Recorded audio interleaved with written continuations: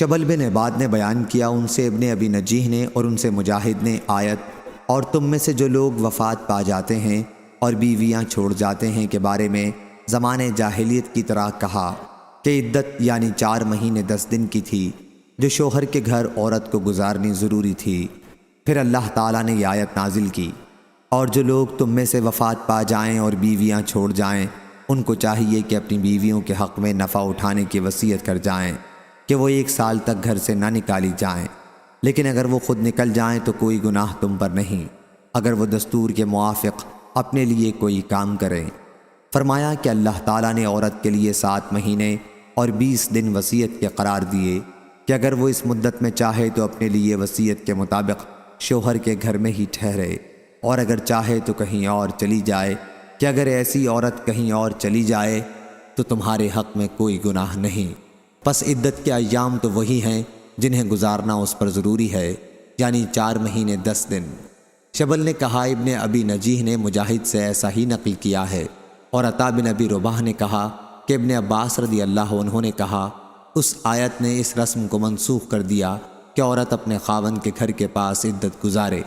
اس آیت کی روح سے عورت کو اختیار ملا جہاں چاہے وہاں عدت گزارے، اور اللہ پاک کے قول غیر اخراج کا یہی مطلب ہے۔ عطا نے کہا، عورت اگر چاہے تو اپنے خاوند کے گھر والوں میں عدت گزارے اور خاوند کی وصیت کے موافق اسی کے گھر میں رہے، اور اگر چاہے تو وہاں سے نکل جائے، کیونکہ اللہ تعالیٰ نے فرمایا اگر وہ نکل جائیں تو دستور موافق اپنے حق میں جو بات کریں اس میں کوئی گناہ تم پر نہ ہوگا۔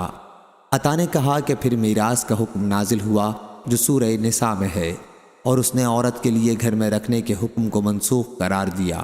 اب عورت جہاں چاہے عدت گزار سکتی ہے، اسے مکان کا خرچہ دینا ضروری نہیں۔ اور محمد بن یوسف نے روایت کیا، ان سے ورقہ بن عمرو نے بیان کیا، ان سے ابن ابی نجیح نے اور ان سے مجاہد نے یہی قول بیان کیا، اور فرزندان ابن ابی نجیح سے نقل کیا، ان سے عطا بن ابی رباح نے بیان کیا، اور ان سے ابن عباس رضی اللہ عنہ نے بیان کیا کہ اس آیت نے صرف شوہر کے گھر میں عدت کے حکم کو منسوخ قرار دیا ہے، اب وہ جہاں چاہے عدت گزار سکتی ہے، جیسا کہ اللہ تعالیٰ کے ارشاد غیر اخراج وغیرہ سے ثابت ہے۔ صحیح بخاری حدیث نمبر 4531۔ عبداللہ بن عون نے خبر دی، ان سے محمد بن سیرین نے بیان کیا کہ میں انصار کی ایک مجلس میں حاضر ہوا، بڑے بڑے انصاری وہاں موجود تھے اور عبد الرحمن بن ابی لیلہ بھی وہاں موجود تھے۔ میں نے وہاں سبیہ بنت حارث کے باب سے متعلق عبداللہ بن عتبہ کی حدیث کا ذکر کیا۔ عبد الرحمن نے کہا، لیکن عبداللہ بن عتبہ کے چچا عبداللہ بن مسعود رضی اللہ عنہ ایسا نہیں کہتے تھے۔ محمد بن سیرین نے کہا کہ میں نے کہا کہ پھر تو میں نے ایک ایسے بزرگ عبداللہ بن عتبہ کے متعلق جھوٹ بولنے میں دلیری کی ہے کہ جو کوفہ میں ابھی زندہ موجود ہیں۔ میری آواز بلند ہو گئی تھی۔ ابن سیرین نے کہا کہ پھر جب میں باہر نکلا تو راستے میں مالک بن عامر یا مالک بن عوف سے میری ملاقات ہو گئی۔ راوی کو شک ہے یہ ابن مسعود رضی اللہ عنہ کے رفیقوں میں سے تھے۔ میں نے ان سے پوچھا کہ جس عورت کے شوہر کا انتقال ہو جائے اور وہ حمل سے ہو تو ابن مسعود رضی اللہ عنہ اس کی عدت کے متعلق کیا فتویٰ دیتے تھے؟ انہوں نے کہا کہ ابن مسعود رضی اللہ عنہ کہتے تھے کہ تم لوگ اس حاملہ پر سختی کے متعلق کیوں سوچتے ہو؟ اس پر آسانی نہیں کرتے، اس کو لمبی عدت کا حکم دیتے ہو۔ سورہ نساء چھوٹی، سورہ طلاق لمبی سورہ نساء کے بعد نازل ہوئی ہے۔ اور ایوب سختیانی نے بیان کیا، ان سے محمد بن سیرین نے کہا، میں ابو عطیہ مالک بن عامر سے ملا۔ صحیح بخاری حدیث نمبر 4532۔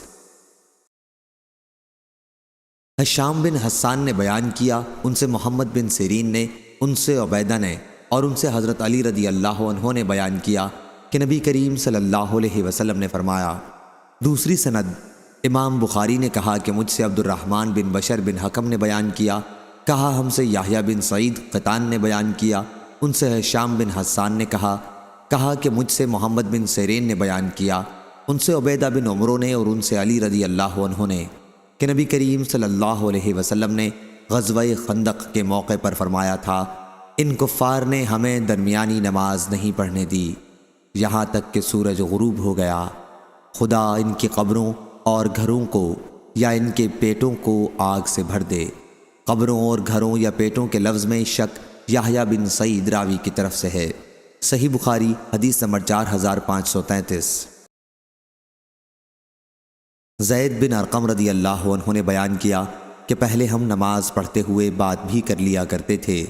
کوئی بھی شخص اپنے دوسرے بھائی سے اپنی کسی ضرورت کے لیے بات کر لیتا تھا، یہاں تک کہ یہ آیت نازل ہوئی، سبھی نمازوں کی پابندی رکھو اور خاص طور پر بیچ والی نماز کی، اور اللہ کے سامنے فرما برداروں کی طرح کھڑے ہوا کرو۔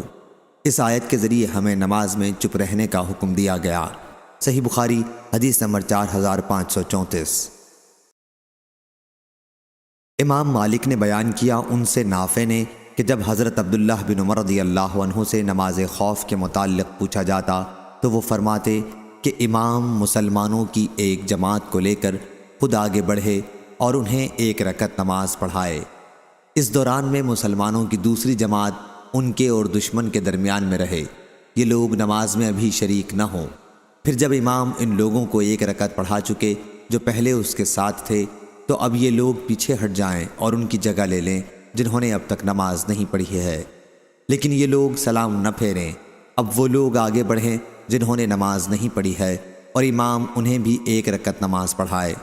اب امام 2 رکعت پڑھ چکنے کے بعد نماز سے فارغ ہو چکا، پھر دونوں جماعتیں جنہوں نے الگ الگ امام کے ساتھ ایک ایک رکعت نماز پڑھی تھی اپنی باقی ایک ایک رکعت ادا کر لیں، جبکہ امام اپنی نماز سے فارغ ہو چکا ہے۔ اس طرح دونوں جماعتوں کی 2 رکعت پوری ہو جائیں گے، لیکن اگر خوف اس سے بھی زیادہ ہے تو ہر شخص تنہا نماز پڑھ لے، پیدل ہو یا سوار، قبلے کی طرف رخ ہو یا نہ ہو۔ امام مالک نے بیان کیا ان سے نافع نے کہ مجھ کو یقین ہے کہ حضرت عبداللہ بن عمر رضی اللہ عنہ نے یہ باتیں رسول کریم صلی اللہ علیہ وسلم سے سن کر ہی بیان کی ہیں۔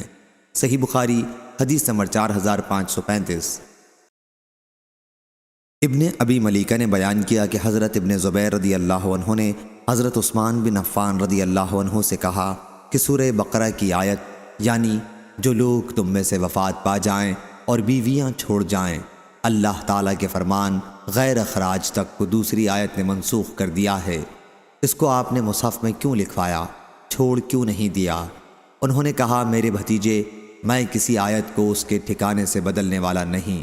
یہ حمید نے کہا یا کچھ ایسا ہی جواب دیا، اس پر تفصیلی نوٹ پیچھے لکھا جا چکا ہے۔ صحیح بخاری حدیث نمبر 4536۔ حضرت ابو ہریرہ رضی اللہ عنہ نے بیان کیا کہ رسول اللہ صلی اللہ علیہ وسلم نے فرمایا شک کرنے کا ہمیں ابراہیم علیہ السلام سے زیادہ حق ہے۔ جب انہوں نے عرض کیا تھا کہ اے میرے رب، مجھے دکھا دے کہ تو مردوں کو کس طرح زندہ کرے گا، اللہ کی طرف سے ارشاد ہوا کہ کیا تجھ کو یقین نہیں ہے؟ عرض کی یقین ضرور ہے، لیکن میں نے یہ درخواست اس لیے کی ہے کہ میرے دل کو اور اطمینان حاصل ہو جائے۔ صحیح بخاری حدیث نمبر 4537۔ حشام نے خبر دی انہیں ابن جریج نے، انہوں نے عبداللہ بن ابی ملیکہ سے سنا، وہ عبداللہ بن عباس رضی اللہ عنہ سے بیان کرتے تھے۔ ابن جریج نے کہا اور میں نے ابن ابی ملیکہ کے بھائی ابو بکر بن ابی ملیکہ سے بھی سنا، وہ عبید بن عمیر سے روایت کرتے تھے کہ ایک دن حضرت عمر رضی اللہ عنہ نے نبی کریم صلی اللہ علیہ وسلم کے اصحاب سے دریافت کیا کیا آپ لوگ جانتے ہو یہ آیت کس سلسلے میں نازل ہوئی ہے؟ کیا تم میں سے کوئی یہ پسند کرتا ہے کہ اس کا ایک باغ ہو؟ سب نے کہا کہ اللہ زیادہ جاننے والا ہے۔ یہ سن کر حضرت عمر رضی اللہ عنہ بہت خفا ہو گئے اور کہا صاف جواب دیں کہ آپ لوگوں کو اس سلسلے میں کچھ معلوم ہے یا نہیں؟ ابن عباس رضی اللہ عنہ نے عرض کیا امیر المومنین میرے دل میں ایک بات آتی ہے۔ عمر رضی اللہ عنہ نے فرمایا بیٹے تم ہی کہو اور اپنے کو حقیر نہ سمجھو۔ ابن عباس رضی اللہ عنہ نے عرض کیا کہ اس میں عمل کی مثال بیان کی گئی ہے۔ حضرت عمر رضی اللہ عنہ نے پوچھا کیسے عمل کی؟ حضرت ابن عباس رضی اللہ عنہ نے عرض کیا کہ عمل کی۔ حضرت عمر رضی اللہ عنہ نے کہا کہ یہ ایک مالدار شخص کی مثال ہے جو اللہ کے اطاعت میں نیک عمل کرتا رہتا ہے، پھر اللہ شیطان کو اس پر غالب کر دیتا ہے، وہ گناہوں میں مصروف ہو جاتا ہے اور اس کے اگلے نیک اعمال سب غارت ہو جاتے ہیں۔ صحیح بخاری حدیث نمبر 4538۔ عطا بن یسار اور عبد الرحمن بن ابی عمرہ انصاری نے بیان کیا اور انہوں نے کہا ہم نے حضرت ابو ہریرہ رضی اللہ عنہ سے سنا، انہوں نے بیان کیا کہ نبی کریم صلی اللہ علیہ وسلم نے فرمایا، مسکین وہ نہیں ہے جسے ایک یا دو کھجور، ایک یا دو لقمے دربدر لیے پھریں، بلکہ مسکین وہ ہے جو مانگنے سے بچتا رہے۔ اور اگر تم دلیل چاہو تو قرآن سے اس آیت کو پڑھ لو کہ وہ لوگوں سے چمٹ کر نہیں مانگتے۔ صحیح بخاری حدیث نمبر 4539۔ مسلم نے بیان کیا ان سے مسروق نے اور ان سے ام المومنین حضرت عائشہ رضی اللہ عنہا نے بیان کیا کہ جب سود کے سلسلے میں سورہ بقرہ کی آخری آیتیں نازل ہوئیں تو رسول اللہ صلی اللہ علیہ وسلم نے انہیں پڑھ کر لوگوں کو سنایا، اور اس کے بعد شراب کی تجارت بھی حرام قرار پائی۔ صحیح بخاری حدیث نمبر 4540۔